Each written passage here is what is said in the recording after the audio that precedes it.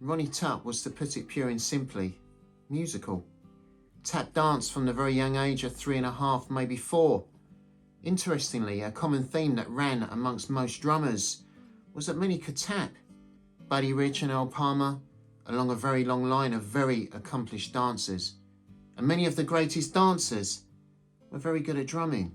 Fred Astaire, Gene Kelly, and Sammy Davis Jr., to name just a few, could all play the drums and play them very well. As Elvis once claimed, rhythm is something you either have or you don't have. But when you have it all over. Ronnie could also play ukulele and guitar, took a violin to his neck and played a mean trumpet through most of high school years, but in the end settled on drums. He was frustrated with the lack of expression he could muster on the trumpet and decided that drums were a great way to showcase what he felt musically. From the moment he first picked up the sticks, he felt fulfillment. Ronnie was one of those guys that could turn his hand to many things and be darn good at them as well.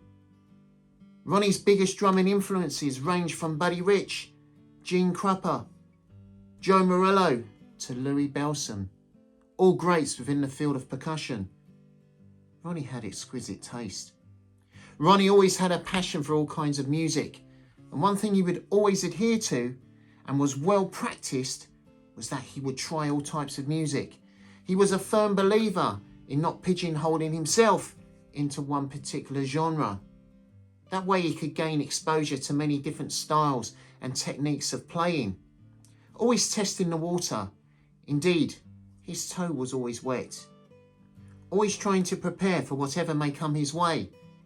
A life-changing opportunity presented itself to him in 1969. He was busy doing studio work, mainly creating jingles from playing on them to singing on them. His talent and versatility for playing all styles led him to creating jingles all the way. From classical, jazz, Latin and country, he could play them all and play them with a great sense of style and obvious advantage. But when opportunity comes a-calling, beating a pathway to his door, he didn't need much persuasion. Enter Larry Mahobarak, the first piano player of the TCB band. He would later be replaced by Glenn D in January of 1970. It was Larry that put Ronnie's name forward for a momentous chance, but more of that in a moment.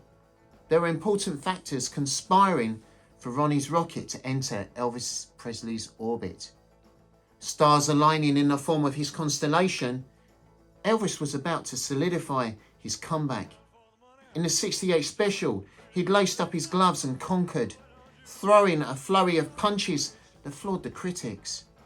Now he needed to make a defense of his title, culminating in taking over Las Vegas and unifying the belts. He wasn't just going to take over the gambler's paradise, but quite literally he was going to own it. Sinatra and the Rat Pack step aside. There's a new heavyweight in town. Presley would go on to prove that his hands was better than anyone else's, but also that he could shoot a 7 with every shot. Vegas was changing, and at the forefront once again was the Memphis Flash. But before he could do that, he had the small matter in hand of putting together a show and a band that could encompass all of his musical aspirations. The International Hotel was about to be ready. Would he be? Elvis was very particular in what he wanted from a drummer. Not only was his music heavily percussion driven, he worked drummers tirelessly when on stage, demanding them to feel and hit everything he was doing. Years later, when DJ Fontana and Ronnie met up, they both came to the conclusion it was like following a glorified stripper. Tutt was on his way from the Big D with a date with Destiny to audition for a man he was not a particular fan of. This was all about to change. On his audition for Elvis, Ronnie remembered Motown legend Gene Pello in the hot seat and wowing everyone with his playing, even using Ronnie's tubs, which Ronnie had hauled in by airline. Reading between the lines, Pello just helped himself to Tutt's kit at first. And then after being notified these were not rental drums, he hollered over at Tutt and asked, "Hey man, can I play your drums?" What could Tutt say? A further nose rubbing for one of Dallas' finest. He felt like kicking Pello in his bass drum. Ronnie was sat way at the back, in the dark, his mood reflecting his surroundings. He was sinking further and further into his seat. It was obvious to him Pello would get the gig.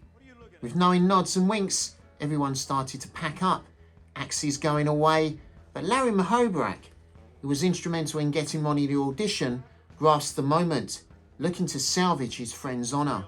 Going over to where the Colonel was sitting and asked, "Hey man, you bought this guy a ticket to get out here. At least listen to him." The Colonel approached Elvis, not wanting to see his money go to waste. Tutt looked over at Elvis and saw the expression he had on his tired face, looking wearily to the skies. Oh man, another to audition. Motioning everyone to stop packing away and to give this guy his shot. It wasn't the first time Ronnie had been in the presence of Elvis. Way back in '55, he'd seen Elvis perform. With one eye on Elvis, the other on his girlfriend, he was staring way too much at this kid, decked out in all black. It was an experience he never forgot. Another thing he didn't forget was no drums. Just the three of them, Elvis, Scotty and Bill, kicking up a storm, back to that audition. And what was apparent from the get-go was the chemistry they immediately struck up. What he had over Gene and the other drummers that auditioned was a rapport with Elvis that was instant. Some things are meant to be. Some paths are meant to cross. But Elvis and Ronnie's paths merged into one. All those other drummers, as great as they were, lacked a vital ingredient. They were not watching Elvis. They were all doing their own thing. They weren't looking down on a rhythmic part of the song, emphasizing what Elvis found within it to move to, with every bump and grind, with every fist pump, flailing hands, kick-outs, epic posing and shuddering of his frenetic body. Tutt was there highlighting that very thing. The effect of the lead singer's every movement, the performance and the huge impression the drums could bring out to a live set was second nature to both. And when executed like this together, it was a showstopper in every sense of the word. It formed the backbeat of the whole show, creating a platform for the other musicians to weave in and out with their creativity. It was incredible. Elvis told Ronnie later how important that chemistry was.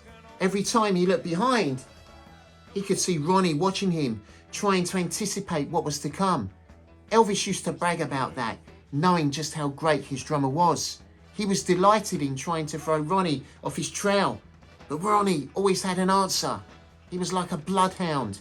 That connection was what made Ronnie Tutt so great, so incredible. Sure, he could play the drums like the thunder in the sea. Technically brilliant, versatile, could fill emptiness with musicality, because that was key. It's no good just having lightning fast chops, huge gargantuan solos. The fills have to have the musicality to fit what's going on. The beat is the backbone of any band that's worth its salt. You've got to be able to kickstart the dead. One of the reasons why Elvis literally would plug himself into Ronnie's Ludwig drums, the energy and power was key to his live performances. It cranked up his vigour and vitality when it came to giving his all. Ronnie's drums were his fuel to light his fire. Ronnie, this is Ronnie, he stood right in front of me so that he could feel the power and energy from the drums all the time. Even when we recorded in a studio, he'd take the microphone off the stand and go over and stand in front of me. He'd stand in the middle of the musicians. He was really a purist when it came to that. In the later years, Tutt recalled how Elvis was so tired and down that he had to physically hit the drums much, much harder than he had to before, just to revive his ailing friend. But it's impossible to overlook the role Ronnie played within the TCB band. It wasn't just a playing, but in a very real sense, he was the glue that held that band together. His drumming, once heard, is instantly recognisable. When you compare Polk Salad Annie from February 1970 on stage with Bob Lanning's great drumming to the versions we have from August 70 when Tutt was back in the seat, as epic as Lanning's drumming is, it's Ronnie's that edges the listening experience. It's in his musicality, his rhythm, his sound just feels fuller and more pulsing. Just a greater scale of throbbing and beating are clearly audible. It just defines the difference between the two. And make no mistake, Lanning was an epic drummer. But for me, Ronnie edges him on these recordings. Ronnie simply was the young man with the big beat. And we heard that somewhere before. Sam Phillips' only piece of advice to Elvis before his return to live performing in Vegas in 1969 was never mind a big orchestra, just get yourself the best rhythm section around and make sure they are right behind you, kicking you in the arse. Ass, if you're American. Phillips later remarked after seeing the show, I never saw a better rhythm section in my life. The heartbeat of that band, the constant pulse running through the entire sound, was of course the hard-working Ronnie Tutt, as he was often referred to when Elvis did his band introductions. Before pounding his way through an incredibly ferocious, energetic solo, Ronnie wore that title well. He was the image of Animal from the Muppets, long hair, beard and chops, flying everywhere with an obscene amount of energy and craft. Even now, listening to those band intros, the biggest cheer was always reserved for Ronnie. There will be many a downbeat heart this week on hearing his passing. Universally, the tributes have been unanimous in his talent. But more than that, it's been for his sweet, sweet spirit. Ronnie always met you as a friend. He was there from the very start, along with James Burton, lead guitar, John Wilkinson, rhythm guitar, Jerry Sheff, bass guitar, and Glenn D. Harding, piano and arranger. Others would come and go momentarily, but these five guys would form the core of the famous TCB band. Elvis Presley's kicking rhythm section. We will never see their like again. Make no mistake about that. Long may JB, Glenn D and Jerry remain with us. They are an affectionate, tangible link to our boy. Membership was certainly exclusive. Your only requirement to fit in was extreme talent and versatility, being able to play anything at any time whilst being led by the mercurial one. Elvis Presley's vision for his comeback was just that, but you had to play it better than anyone else, and with a feel. It cannot be underestimated how important the band was to him and his comeback. Quite simply, without them, it would never have been. Each musician ignited something within the other. Sparks literally flew. As truly great as the frontman was, the guys that stood with him in his eyes were just as great. When he looked around and saw who was by his side, only one man constantly had his back.